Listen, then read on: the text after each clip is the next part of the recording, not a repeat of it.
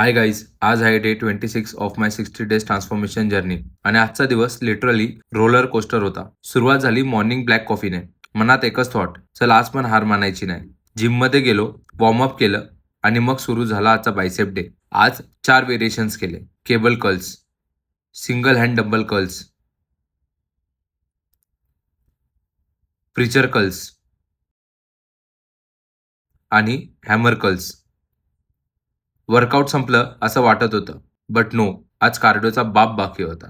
Workout नंतर 30 minutes cardio केलं आणि तिथेच माझी बॅटरी ऑफिशियली 5% वर आली.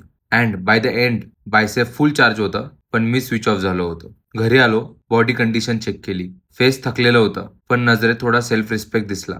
आज खूप ड्रेन झालो होतो, त्यामुळे ब्रेकफास्ट स्किप केला. आज लिटरली मन म्हणालं, भात हवा. So I had soya chunk rice, दही and salad. Clean but satisfying.